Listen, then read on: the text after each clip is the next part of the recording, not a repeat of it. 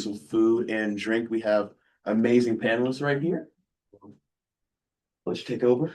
Yeah, thank you all for joining us today. Welcome to our Inspire Series event with the different cultural and community centers. We have representatives from multiple of our centers and squires. So we're excited to share with you all of what they have to say. And if you've ever been curious about what the centers offer, this is the perfect experience for you all to hear more about that. I'll pass it off to Q. Before we get the ball rolling, I actually do want to ask our panelists, what is y'all's major ICC affiliation, pronouns, and this a little jump on my bad, and fun fact about yourselves.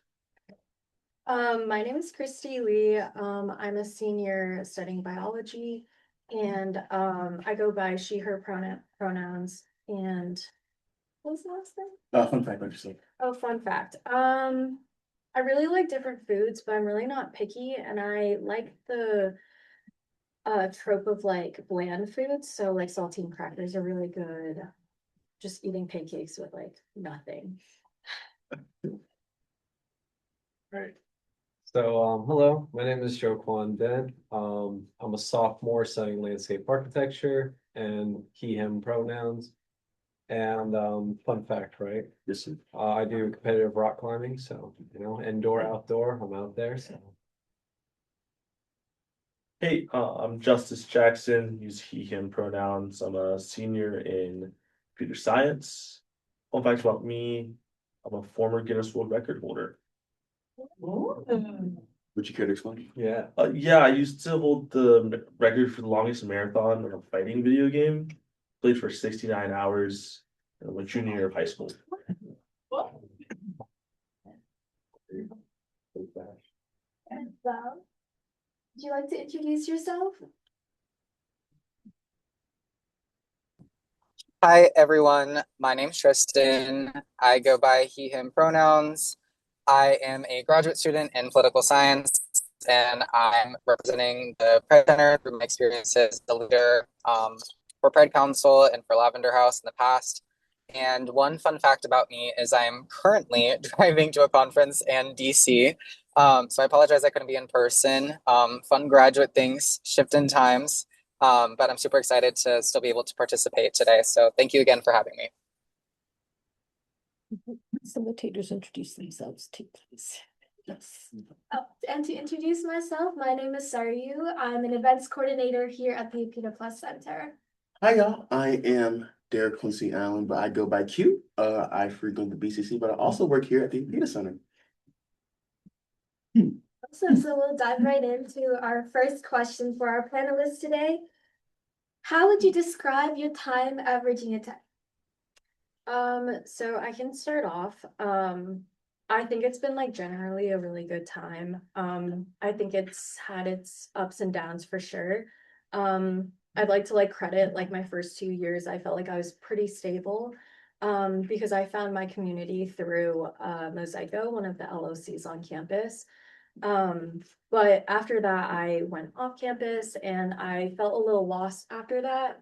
And late in my junior year, I found the Apita Plus Center. So that definitely got my footing back on the ground and I was able to like focus more on studies and stuff. But it was definitely a journey getting to this point.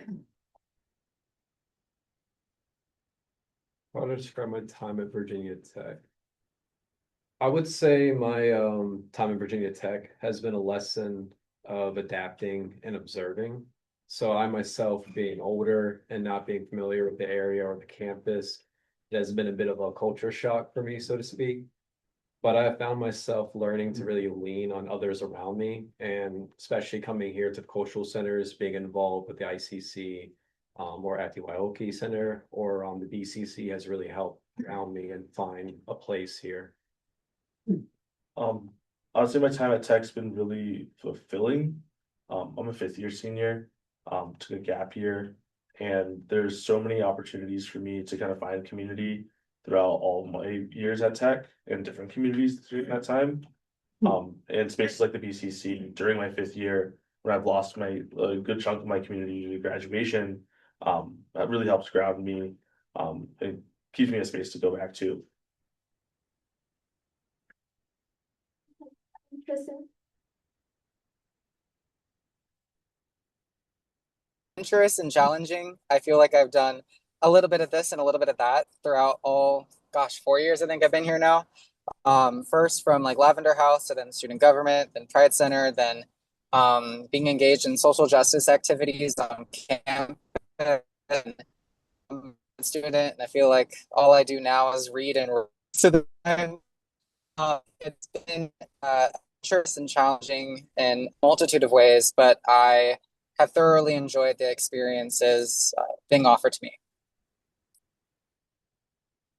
Okay, have you found yourself becoming a prominent member in any of the culture and community centers of Squires, and how have you felt your role slash footing? Yeah, so I'm pretty active in the PETA Plus Center. I'm here a lot of the time. I think I found my footing here. I came here for one learning lunch event and I came at the very end, and I'm not gonna lie, I only came for the free food. I felt bad because I missed the entire talk. Basically, I think I had like about 10 minutes left of like the actual like event. And I was like, you know what, I'm just gonna go anyways. I pulled up, got some food, and the discussion afterwards was so insightful. And even though I missed the talk, like just being able to like engage in meaningful conversations like that and everyone sharing like their own experiences with like a common theme felt so like I felt like I like found my community again, especially after feeling like a little lost for like much of like that year, my junior year. But now I'm like famously the person that is here for the free food, but I'm also here for the community as well. Yeah, I think I don't want to speak for Justice or anyone else, but I feel like that resonates where just coming here, and I was used to being close like family and being a part of my community, and when I came here I felt completely cut off from that. And I found it was very important for me to like come back to being Afro-Indigenous, being with my, my African American roots and my Indigenous roots, and trying to find that community and just showing up and finding people that again like share that similar experience and just having that. And I think I found my footing just simply participating, talking, and just trying to help, honestly. And then now I find myself very involved with the ICC and BCC because of that. Yeah, I found myself kind of entering the cultural community spaces a little later into my undergrad. But one thing I really liked about it, what keeps me coming back is during my first 2 years, I was in Model UN and I was able to show up as like, my political science self. During my last 2 years, I was involved a lot in SACE and computer science clubs, and I was able to come as my engineering self. And I see that myself in the Black Cultural Center to show up as my Black self. And so I don't think one space allows me to kind of show up as everything, but kind of being able to kind of create that mosaic of all the different identities I hold, just really allowed me to um, feel more fulfilled in my day to day because I'm not just always one thing. There's intersectionality within that. Yeah, I would say being a student at Tech, I definitely felt a little overwhelmed coming to Southwest Virginia, being a queer person, in a lot of ways. But I found that the Pride Center was always just kind of like that one safe space, like at the end of the day, or I'm getting my coffee and I just want to like sit down and get some work done. It's always a place that I can just like rely on to just not feel like there's like an eye on me, or that there's something I should be worrying about. It's kind of like all my fears really like dissipate away. And I think especially for queer people on campus, we're kind of like constantly with like eyes at the back of our head, making sure that we're not only there for each other, but for ourselves in case something happens or someone says something. And so not only that within the Pride Center, but I would say with all the cultural and community centers, I've been able to find kind of like a space where I can interact with other people from different experiences and learn from each other. And I found that even as a queer person, I'm still able to go to any other of the cultural and community centers and meet with people about their experiences, and also find, in a way, its own safe space. So not speaking just from the Pride Center, but for all of the other older cultural community centers, they've all just been kind of like that one safe space at the end of the day when you're just like stressed and tired and you just don't want to think about stuff. I've always thoroughly enjoyed that aspect the most. It's really great to hear all of your experiences with the cultural community centers and to see how they positively impacted your experience at Virginia Tech. What experiences or events hosted by the CCCs have struck out to you the most, and why were they the most meaningful? I think like learning lunches hold like a special part or place in my heart just because like that's how I discovered the PETA Plus Center. Plus, it's such a valuable place to like learn from like people that have like made it, I guess, like a lot of professors talk there. And kind of like hearing about their experiences and the troubles that they had and how they overcame them. It gives you a lot of like resources and things that you can try out. Because I think like life when you're navigating through all these difficulties and stuff, like just trying out new things and like breaking out of like your own norms or like your own head is really beneficial, and kind of getting that like second perspective on it is so valuable. I also think like at all the cultural centers, like events from all the cultural centers are promoted. So I go to like a lot of events from other cultural centers, and you learn so much from hearing about perspectives from people that differ from you, and even from like your own like, or like at the PETA Plus Center, like we're not a homogenized group, even though we identify in like the same group of people, I guess. Like everyone's experience is different, and that is so valuable to realize. I think like from an outsider's perspective, hearing about these like centers, I think there's like a stereotype that they're all really similar people. And I think like having that discourse amongst everyone is really beneficial in like forming your opinions and stuff. Yeah, no, most definitely. I think just being here, through the ICC, we've had bead workshops, and we get the chance to just go around to each center, and like you talked about right there, like I appreciate the beadings. It allows me to be closer to my own culture, but it's also an experience we can share that. And it creates that dialogue, and it really opens up that conversation just with an activity. But that's how you get to like find similarities, but also to learn and about your culture, other people's culture too, and their experiences. And I think that's been one of the meaningful activities for the ICC. And then through the BCC, we just recently had Speakeasy, and I feel like that event has really been it's just a great time just to sit down, laugh, enjoy a good time, and share our culture together and have that. So those stuck out to me at least through those two centers. I think one of the best ways to learn is through conversation. And I find it really difficult in engineering courses to have conversations. And one of the kind of, I guess not an event, but kind of just things that BCC put on was faculty office hours. They kind of just sat for like 2 hours and just chatted with us. I personally use the BCC as like a third space. Because you hear all this talk about how third spaces are so important, but third spaces don't exist, they're made, and they're like an active thing that you have to do.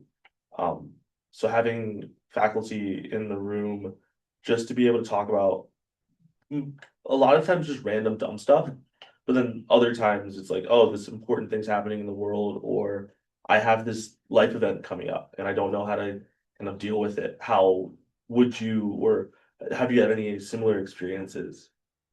Kind of getting that perspective from other faculty, from kind of elders in our community, I found super useful. And I feel like I've learned so much in this last semester of college than I had in almost any other semester because of those conversations. Yeah, I would say there's two events that come to mind as most striking. If I were to talk about the Pride Center, I believe it was last year we did kind of like the house fashion show with House of Abundance, I believe, located in Roanoke. You know, coming from like North Carolina, just the idea of being able to interact with people that were at the forefront of like the AIDS crisis and advocating for queer and brown people of color um, was really life changing for me, getting to interact with them after the fact. And then I would say the second most striking event that comes to mind was the recent coordinated activity with all the cultural and community centers with Angela Davis.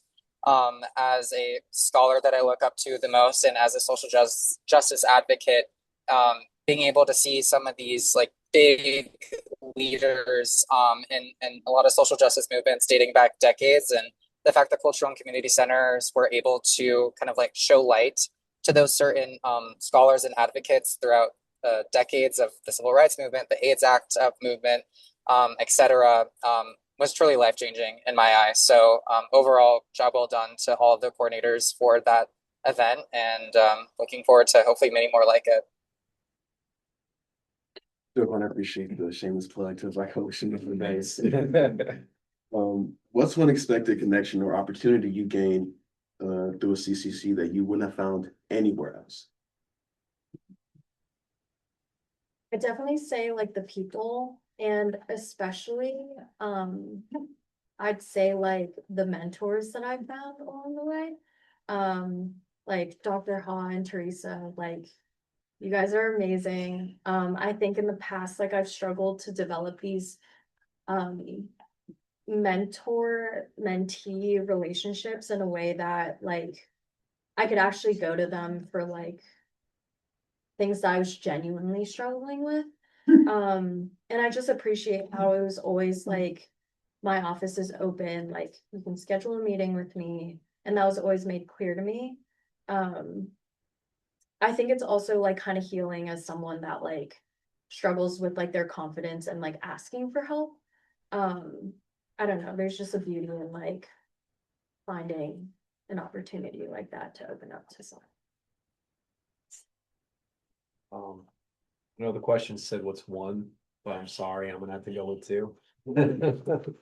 One unexpected, I would say, has come through the fashion show. At the fashion shows representing the ICC, but that is actually what allowed me to meet other people at the BCC and really start to talk to people and just connect, and just that like that event allowed me to like really meet some very very good people and people I would now consider friends.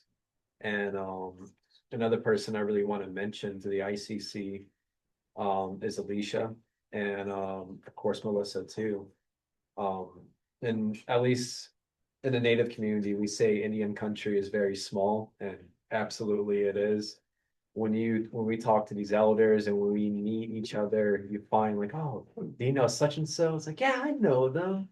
And you really, really realize how small everything is, and become much closer. And Alicia has definitely been someone who helped me a lot when I'm going through some hard times recently, and even more so being Afro-Indigenous, and helping me reconcile and really feel strong in those roots too.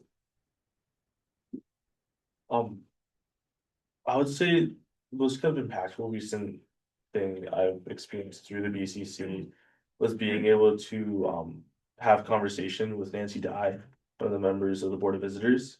I don't particularly like her, so I would never like go up and be like, "Hi, how are you doing?" But doing organizing work during my earlier years at Tech, I was able to kind of interact with more folks that I agreed with, and we kind of organizing towards a similar goal. And kind of having that basis of organizing underneath me, it was just a time and place kind of thing. I was in the BCC when Nancy Dye entered, had conversation with her, was invited to a lunch later that day with her. And it was really eye-opening to see the other perspectives of students at that lunch. Have opinions that were so different from me, and being able to kind of like challenge them and see if we can come to a common understanding. And I'm very thankful that I was able to be in that room, because I felt that some of the opinions that I wouldn't hold were being challenged, and being able to challenge them directly towards a decision maker I thought it was like really important to kind of be there time and place wise. Yeah, I really want to echo that Nancy Dye feeling, but I would say, well, this isn't explicitly connected to the cultural community centers, but in some ways it is. Um, Being able to coordinate all together with the other UCSOs that were parts of different cultural and community centers was really life-changing in the attacks on DEI that we were facing about a year ago. And for legal reasons, the cultural and community centers had no way and shape and form in assisting or helping with anything DEI protest related. So let me make that very clear. But with meeting with different student leaders from different backgrounds, during that process, I found that my time and experiences of being a part of different culture and community center events and hearing from student perspectives, it really formed the ways in which I went about and other student leaders went about organizing students on the purpose of not just fighting for ourselves, which typically in social justice movements, we tend to criticize like some of the previous movements for solely focusing on the one group instead of looking at everyone. And that to me is when I really began to apply some of those lessons that I had in advocating for diversity, equity, inclusion at Virginia Tech, along with many, many other student leaders.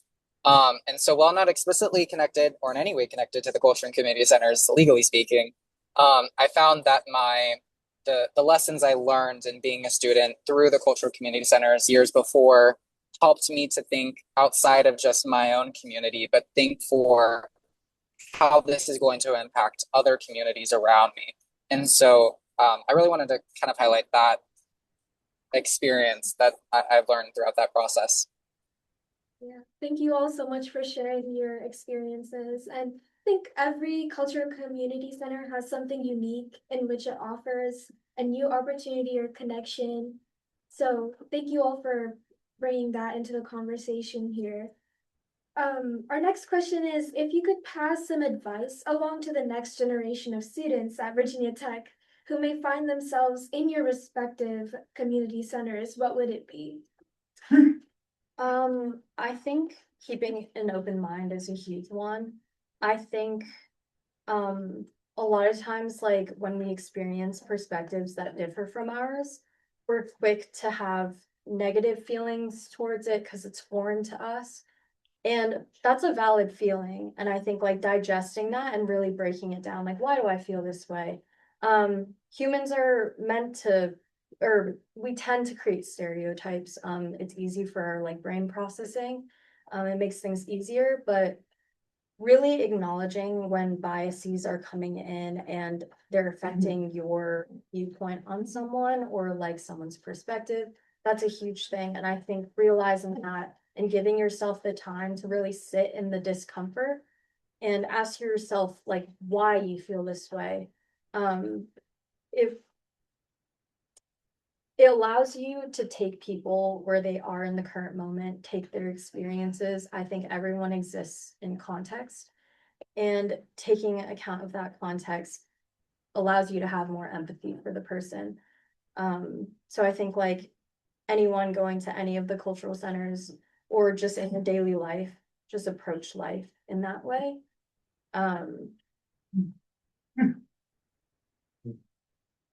Yeah, most definitely, I think, honestly, well said. And adding onto it, I think the biggest thing you can do is when you're keeping that open mind is also just show up, participate, really just put your best foot forward and try. Because when you're coming into these spaces, even acknowledge if you lack certain knowledge or understanding, like just coming in with that mindset and sharing that is already a big first step. And that already allows you to open up to like receive. And also, quite frankly, everyone has something to give too. And it is meaningful, and that's how you create those kind of connections. And that's what I would want to see or would want for anyone who coming into these centers. A big thing I would say is to try to combat any feelings of apathy and to emphasize every feeling of curiosity. I'm so tired all the time. And during my gap year, I missed being tired. Because of I say yes to everything, and I've learned and done so many random things that are outside of my major. And looking back on it, I'm so happy that I did those things because I learned so much more than if I kind of stayed isolated to my own groups. Now, obviously, there's like the precaution of like burnout, don't burn yourself out. But I think so many people will tend to be like, this isn't a thing I do, therefore I won't do it. But like one of the most like informative, like best communities I joined during my time at Tech was an architecture fraternity. I was a computer science major. It's like super not useful. But I met so many cool friends and I learned so much about what their world looks like. And I wouldn't have made those experiences and those connections had I denied my coworker being like, Justice, you should rush my friend. Right. So I think that doing more is always better than doing less because you'll just have all those experiences to kind of bank on when new experiences come your way.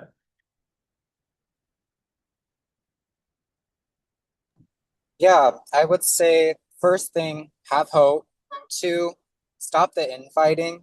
I truly think that we're privileged to be hypercritical of like events or the way that organizations went about things or how we were going to best show up for each other before this administration. And I definitely contributed to it. I wanted the best for the queer community at Virginia Tech. And I was constantly fighting and advocating. And sometimes I'd also blended into within my own community of like fighting with different people for what is the best solution forward. And then now, when all of our communities are under attack and the entire community is under attack, I look back at it like how privileged I was to say that this event would be like the best event or the best way of moving forward about things. And so, what I would say is one, have hope, do not give up on each other or yourselves. And two, realize that when an entire administration or the university is either under attack or attacking us within our own communities and for all communities at Virginia Tech, continue to show up for each other and continue to have hope. It would probably be my biggest lesson moving forward within these next 3 to 4 years. I feel like it's taking forever, but I would say just be there for one another and realize that at the end of the day, this is a shared struggle. And not only is it impacting your entire community, it's also impacting the community next to you. How can you show up for them? How can you show up for the other communities? How can you show up for yourselves? Also, mental health is, I think, a big thing as well that I would advocate for. So have hope and show up for one another and stop the infighting within our communities because frankly, we don't have time for that right now. We need to show up for not only ourselves, but for other people next to us. So that'd be the biggest lesson I'd give. Very big on, we don't have enough time for that right now. All communities infighting in some way, shape, or form, but we especially don't have the time for that right now. And I love the take on preserving mental health. Everybody's pursuing mental health. Mental health is very, very important. Yeah, if you could sum up your college experience in one sentence, what would it be? I'm not ever really a very concise person, so can you come back to me? Sure. Oh, pressure. If I could sum it up in one sentence. From being in community and being around the campus, I would sum it all up with resilience and practicing and staying strong in resilience. Oh, I'm also not concise. If I kind of like did an outline of a sentence, it would be doing a lot, doing it well, having a good time.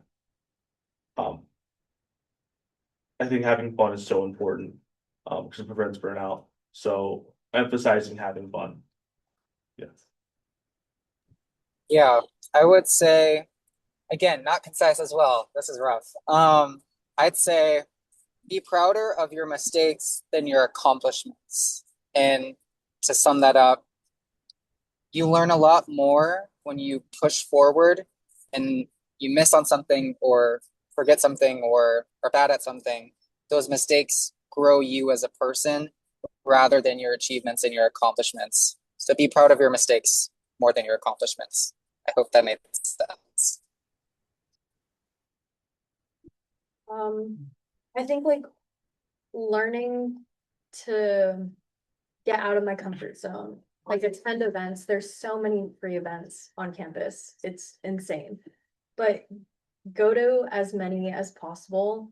You never know what's gonna stick with you, what's gonna become like part of your routine, what perspectives you're gonna learn. I also agree, like having fun is so important, and so many of these events, like you're having fun, you're meeting people while having fun, which is the best way to get close to people, I think. And yeah. Thank you all for sharing. I think the general consensus here being like, have fun, make the most of your time, just enjoy the time, the 4 years that you have here and meet as many people as possible, get to know people, make connections. And the other thing is conciseness is definitely something's kryptonite. I definitely relate to y'all's pain. I have a conciseness too. Our next question here is, have you felt seen or represented while attending Virginia Tech? And if you haven't, what do you think could change? I think it's like a yes and no. Like, I think on a deeper level, really feeling like represented and seen has been in the cultural centers, because like it's a space reserved for that. I think the university itself may not put that much attention onto the cultural centers, which is in a way making Virginia Tech feel a little less like representative of my identity. I think also surface level, like we have like food celebrations at the dining halls and stuff, but to me that's very surface level. We're not really getting into the culture as much. I think food is a great segue to talk about culture, but I don't think there's a follow-up to that. I think it's just food. And for a lot of students, like that's where the exploration of culture ends. You just eat the food and you throw it away. Yeah. No, let me preface by saying I'm gonna kind of stand on business with this. I do feel like I have, just like you, have been seen represented and also haven't on the campus. Where at least I have felt seen represented is definitely here at the cultural centers. And they do, at least here, they do a very good job allowing us to express ourselves and really find ways to interact with our identity too, and even give us guide us maybe in our studies too, like how do we incorporate these things. But with the big but, I do feel other spaces in Virginia Tech does not represent or does not allow us to be seen in the way that we should. Just like you mentioned, starts with food and it ends there. Sure, food is a great way to open that conversation, but I feel the campus is neglecting their duties to follow up on that. And it's already explicit. I stand on business when I say this. The school doesn't even acknowledge its that we're on Monacan land. And this was shared land not just with Monacan, but also Tutelo and our Yasa relatives. And they also don't even acknowledge that there were slaves here too. As Afro-Indigenous man, yeah, this is a problem. And I see it even in my own program where we don't acknowledge it. That needs to be happened, and these conversations need to be had.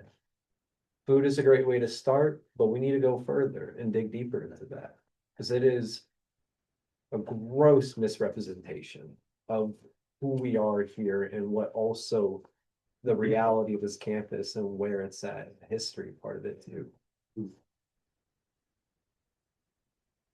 Yeah, I would say even within Black spaces, I don't feel that represented. If you look at like the demographics of Virginia, we're something like 18% Black, with the majority of those majority of that population being African American. kind of descendant of slaves. The Black community here at Tech is, I would say, majority, if not like a large plurality, African. And the majority of just all students at Tech, by proxy of being a good institution in a wealthy state, is high income. As a low income first gen student, it's been very difficult to kind of relate to others' experiences when it comes to culture when they don't share the same economic background, because economics shapes so much of what our lives look like. And I think Virginia Tech does a very poor job at trying to bring in first gen low income students, and encouraging them to come to college. But I also think that's not like the job of Virginia Tech as an institution. That's kind of like the job of state legislatures to encourage kids K through 12 and give them the resources to believe that they can get to college. So, but if you look at like faculty, like Black faculty tends to be more African American and come from more diverse backgrounds. Yeah, no, there's not a lot of poor people here. It's like lonely. But yeah, we kind of thug through it.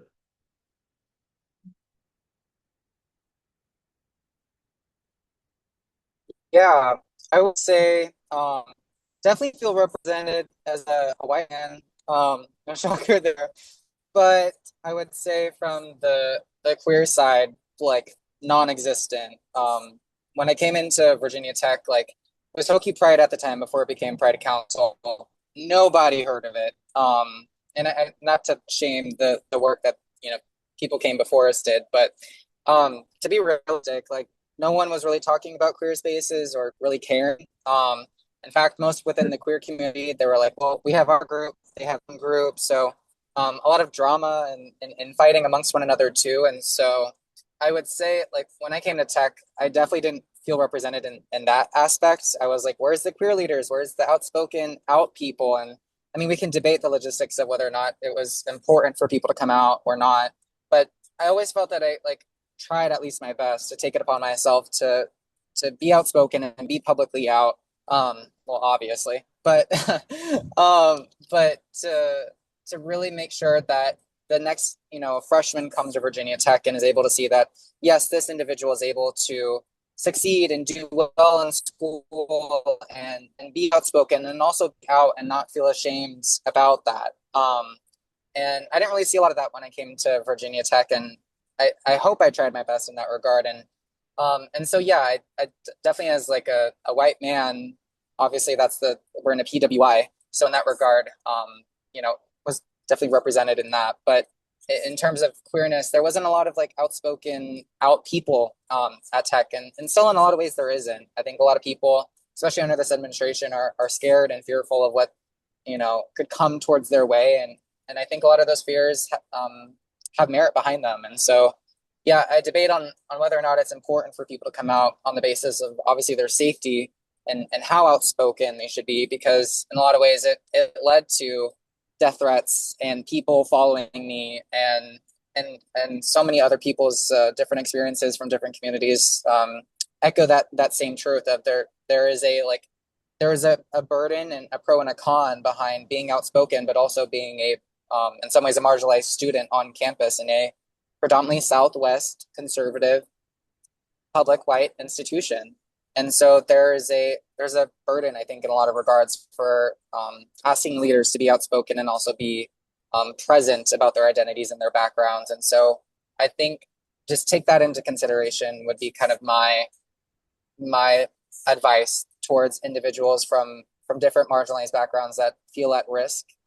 Because I think in some ways under this administration, there's a merit behind being afraid right now. And in that regard, yeah, I guess I kind of like debate on whether or not I think it's important to have people that are willing to do that for sure.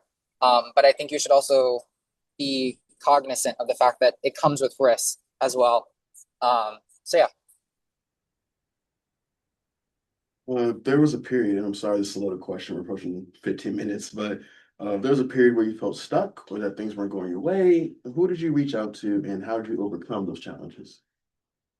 I keep talking about my junior year. It was just so bad. Like losing my community, like I stopped living on campus in Mosaico. That was like a huge part of my community because I saw so many people every day. And after I moved off campus, I also had like friendship problems as well. So my social life kind of went down the drain, and junior year is hard. You got to focus on your studies. So I really honed in on that and I overdid it. So I was experiencing a lot of burnout with kind of like a feeling of like no one to like rely on. And that's like around the time that I like discovered the PETA Plus Center. And like at first, I didn't really know anyone. I was just here. I sat here all the time. I kind of kept to myself. Um, but you know, people here are so friendly and they just start talking to you. Like I don't think I ever like started a conversation with people. I just sat in my little corner, like probably like doing crazy like uh I don't know, biochem stuff, and then like being like, this is so hard. And then someone will just talk to me, and just having those moments of relief really reinforced to me that like this is a place where like I can be open and I should open myself up to, I guess, like talking to people, like forming relationships. And I think that's like a huge theme throughout college. Like a lot of people struggle with that balance. And they're like, okay, I need to sacrifice my fun for my grades. No, no. If you do that, you'll end up like me. I mean, well, how I was back then. But yeah. Yeah, definitely, there is something to that with that burnout.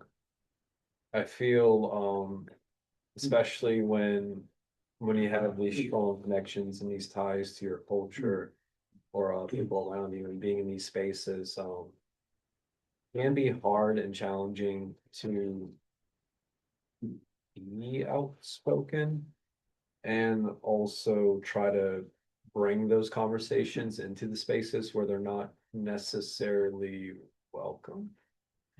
And it can lead to burnout. It absolutely can. And I think it's important to avoid that as part of what you're saying.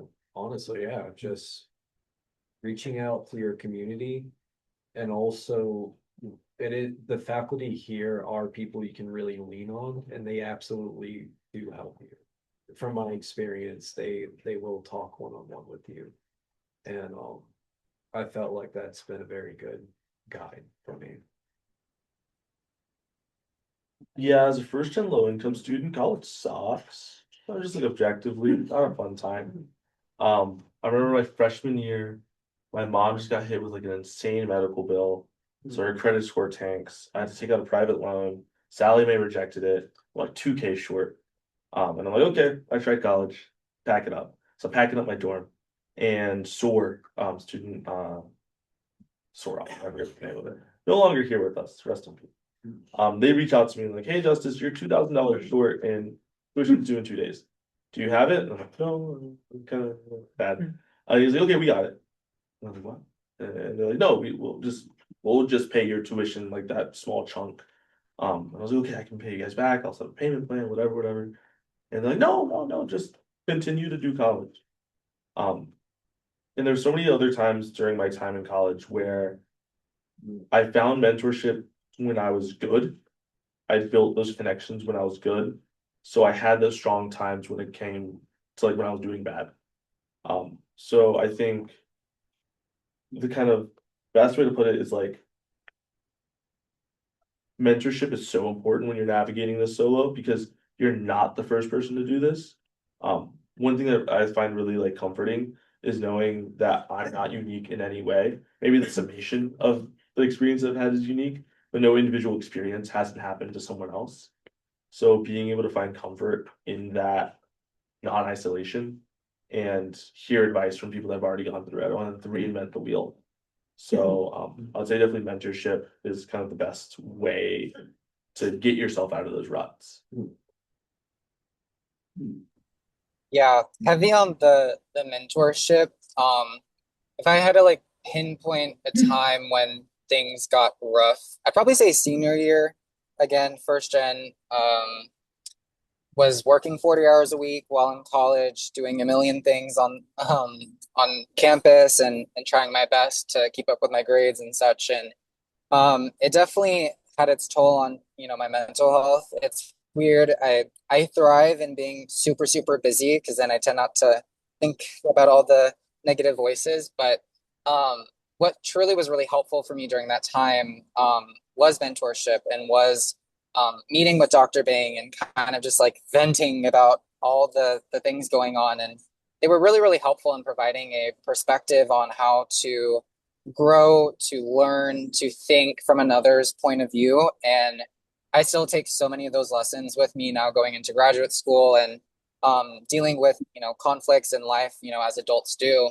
And then I would say, secondly, mental health. I did not listen to anybody all 3 years of undergrad about mental health. And, as much as I know there's all the criticisms about counseling, it can be helpful to a degree. But finally, over the summer, I decided I was like, you know what, like I'm going to graduate school, should probably focus on my mental health finally. And I got help, and because of that, I think that it's so important to not fall into the trap of like, let me just burn myself out and not think on how to care for this person, which before you can show up for other people, you show up for yourself. And all throughout college, I tried my best with people, and I realized how ineffective that was because I never actually was starting to show up for myself and care about my mental health and care about my well-being. So yeah, I just want to echo mentorship can really help make or break your experience. So find someone that you can really relate to and learn from. That's not going to just, be a yes man, but also is going to give you the constructive criticism you need to hear. And then two, get the mental health that you need and care for yourself before you care for other people. So those would be my two lessons for when you're in those kind of like dark moments and spaces throughout college. You all so much for sharing and being so open about your struggles and how you overcame them. In the interest of time, we're just gonna combine the last two questions. Where do you see yourself immediately after graduation? And then what do you hope to see on your campus or your respective CCCs? Maybe when you come back to visit. So after graduation, I'll be getting like clinical experience, because I want to go to PA school and you need a lot of hours for that.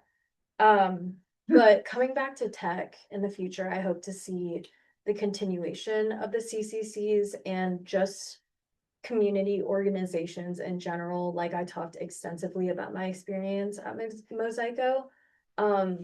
Just any opportunity for students to feel like they belong on this campus. Make it easier for them to build these connections.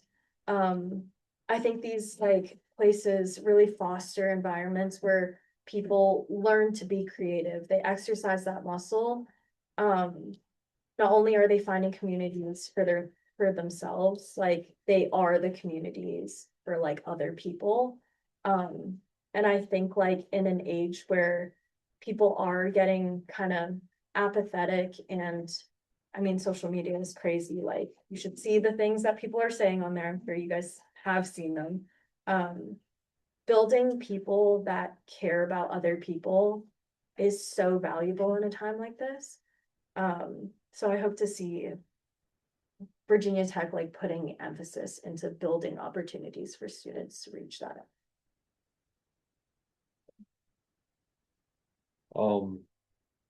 Where do I see myself after graduation? I've it's been a long road for me to be here, even sitting here talking now. I've already gone 2 degrees and worked the last 2.5 years. And I'm looking, once I get my bachelor's, to immediately use all of this to go straight into the field of landscape architecture. And I want to immediately start building for our communities and our spaces. And that's quite frankly why I'm even here in the first place, what brought me here. And I also want the CCCs, I want them to carry that same mentality of making sure that this continues to be a space for everyone to thrive, but also to grow, help grow your resiliency and your culture and your identity, and make sure to also try to find how do you blend that into what you're studying. Just because you're a math major or English major or landscape or biomedical, there are ways where you can tie your cultural ancestral knowledge into these spaces and let it be heard and let it be loud. I want to see that here, and I want to see the CCC bigger than I left it. For you post grad, going to Asia for 2 months. I've never left the country. And I have money now, so like, oh.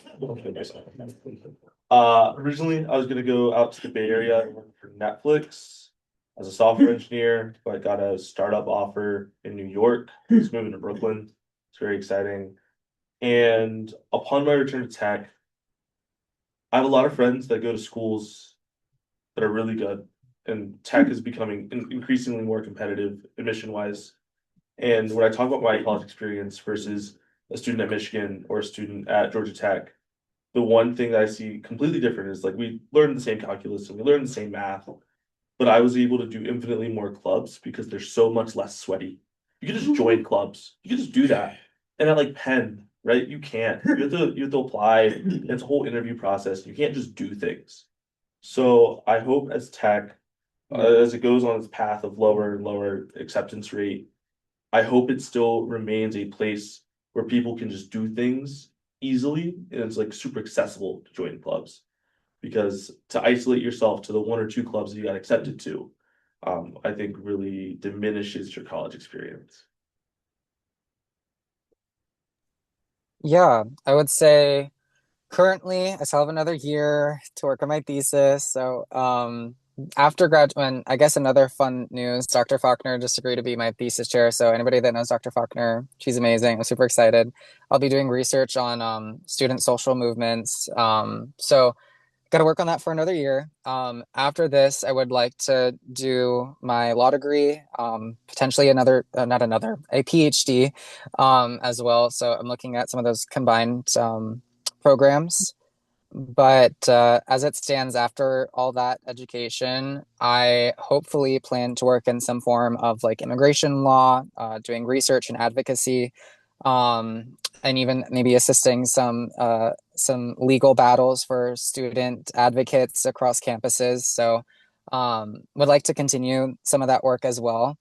One thing I would like to see for the cultural community centers is, I guess, primarily see them continue. There's a lot of discussion and talks. So beyond what I would like to see in the future is see them continue, see them thrive. And then primarily for like as it relates to the LGBTQ community, and the Pride Center and allies, potentially more like mentorship opportunities. I feel like there's a lot of students, including myself, that before I had, Dr. Bing and knew them like as a mentor, I think I truly could have benefited, and so many other individuals that are coming to tech could really benefit from seeing a older person that has gone through the years of Virginia Tech that could provide some like real world experiences of sorts. So some programs like that potentially, mentorship and mental health, I think could also be increased throughout the cultural and community centers, because as we know, Cook Counseling is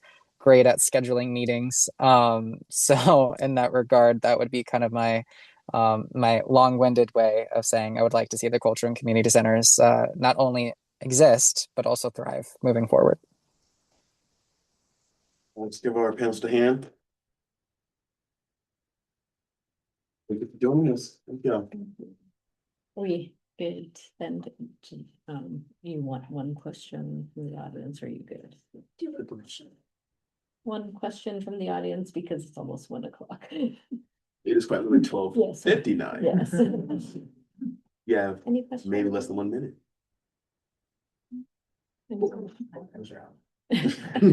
Straight downtown. Teresa. Just was thinking. Oh, What has been the best experience you had while you were a student here? limit think we the- talked about a lot about events and things like that, but like, what is the one thing that you'll remember when you leave here 20 years from now? The Palestine encampment, that was so fun. I made so many friends, and got to see the culmination of like all the hard work of like the 3 years prior. And I feel like it's a really awesome movement that had its faults, but those 3 days on GLC were amazing. Yeah, I think to echo on to that, actually my thesis is on pro-Palestine encampment, so crazy you brought that up. But I would say definitely the pro-Palestinian encampment would be a really big one. Still like think about it to this day with just the kind of the beauty of seeing community come together and it be just so peaceful until it, you know, became not peaceful when police showed up. But beyond that, one thing that really will stick with me for the longest time is when we were kind of like finishing up the DEI march, and after like kind of within like what 3-4 weeks we had been like organizing it, trying to get it set up and trying to get people organized and get everything together, like just with us like ending like arms around each other and saying I'm trying to remember what the chant was, but we stand together side by side, we will not be pushed aside. Like just seeing the entire community from different walks of life, teacher, faculty, local leaders, students, even after hearing like such like horrible news, it was like regardless of whatever policy outcome targets these communities or impacts the CCCs, we stand like we will not be pushed aside. We stand together like side by side. I think really speaks to the beauty of what community truly means. It's like irregardless if there's an institution that is catering towards you or not, your community is what you make it. And that just kind of being like my like last moment of truly just like feeling like community will never go away, I guess. That to me will always like stick in my mind. So yeah. Like an experience that will for sure stick with me so far.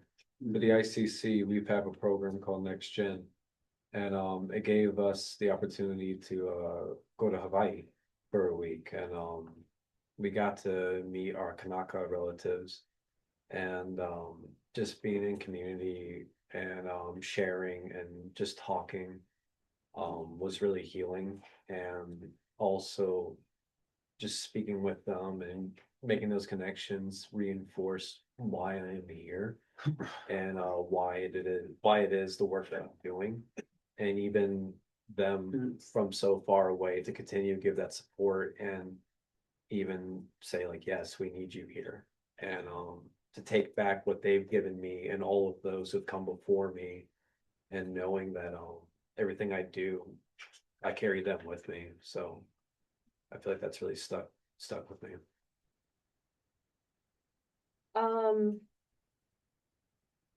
I feel like a big thing that I think about a lot is you might not remember like the specific things that happened, but you remember the feeling that you get from it. So I don't know, right now I have a whole bunch of memories of just like the feeling of being in community. And I don't know, like a couple weeks ago, we were sitting out there in a little triangle of hammocks with Musa and this. It kind of looked like cultish or whatever, but we were just hanging out.